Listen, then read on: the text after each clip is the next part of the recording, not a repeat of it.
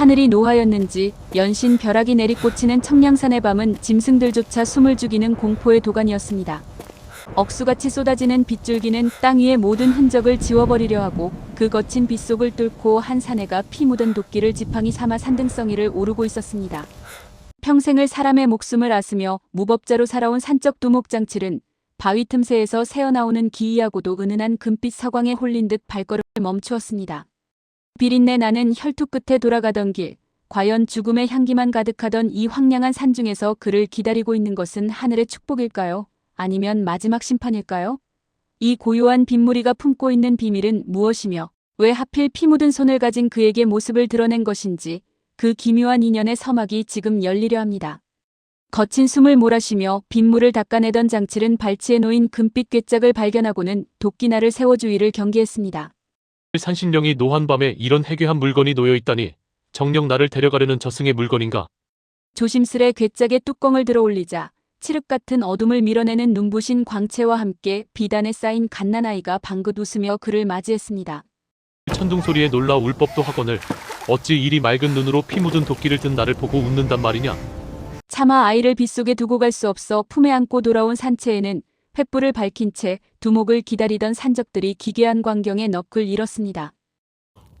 두목님, 재물은커녕 입만 하나 늘려오시면 어찌합니까? 화롯가에 놓인 바구니 속에서 평온하게 잠든 아이를 둘러싼 산적들은 난생 처음 마주하는 생명의 온기에 당혹스러운 기색을 감추지 못했습니다.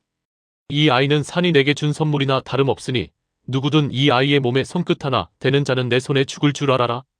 산짐승을 잡던 거친 손가락에 귀하게 구한 젖을 적셔 아이의 입술에 대어주자 아이가 오물거리며 받아먹는 모습에 장칠의 눈가가 파르르 떨렸습니다. 내 손이 비록 사람을 베는 데 쓰였으나 오늘만큼은 네 작은 숨구멍을 지택하는 버틀목이 되어주마.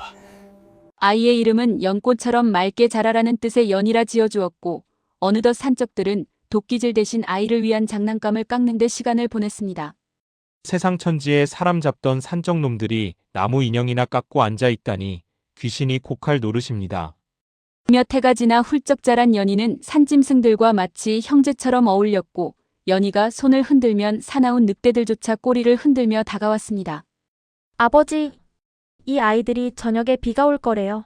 어서 동굴 안으로 들어가서 쉬세요. 드넓게 펼쳐진 산맥이 내려다 보이는 절벽 끝에서 연이를 몽무동 태운 장칠은 평생 느껴보지 못한 평온함을 만끽하며 호탕하게 웃었습니다. 연희야, 내가 이 아비의 어깨 위에 있는 한 이 세상 그 어떤 험한 파도도 너를 건드리지 못할 것이다.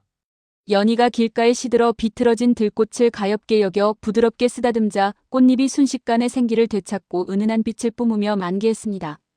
너의 정체가 무엇인지 중요치 않다. 그저 죽어가는 것을 살리는 그 마음이 참으로 고맙구나. 연희의 비범한 능력이 날로 커가자 일부 겁 많은 부하들은 밤마다 모여 앉아 아이를 산 아래로 돌려보내야 한다며 음모를 꾸미기 시작했습니다. 저 아이는 사람이 아닙니다. 요물이 분명하니 우리 산채에 큰 화를 불러오기 전에 처리해야 합니다. 부하들의 움직임을 눈치챈 장칠은 밤새 도끼날을 갈며 연희의 방 앞을 묵묵히 지켰고 그의 눈빛은 그 어느 때보다 날카롭게 빛났습니다. 누구든 내 자식을 건드리는 자는 설령 형제라 할지라도 이 산의 걸음으로 만들어버릴 것이다. 깊은 밤 잠든 연희의 몸에서 배어나오는 신비로운 빛이 방 안을 가득 채우자 장칠은 그 경이로운 광경 앞에 무릎을 꿇고 말았습니다. 너는 정녕 하늘이 나 같은 악인에게 내린 마지막 속죄의 기회인 것이냐? 산 아래 장터에서는 산적 두목이 영험한 요물을 키워 천하를 손에 넣으려 한다는 흉흉한 소문이 관가에까지 흘러들어갔습니다. 청량산 산적들이 요망한 아이를 앞세워 반역을 꾀한다 하니 당장 토벌대를 꾸려 산을 에워싸야겠다. 수백 명의 관군이 산을 포위했다는 소식을 접한 장칠은 연희를 비단 포대기에 싸서 등에 업고는 험준한 뒷산을 타기 시작했습니다.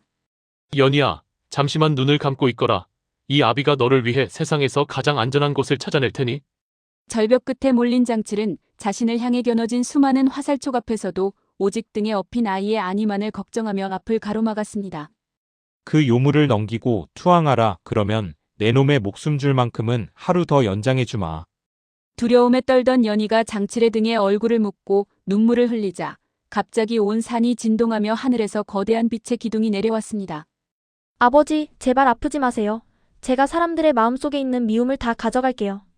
연희의 몸에서 뿜어져 나온 따뜻한 빛이 관군들의 무기를 녹이고 그들의 마음속에 깃든 사리를 씻어내자 사내는 기이한 정적이 감돌았습니다.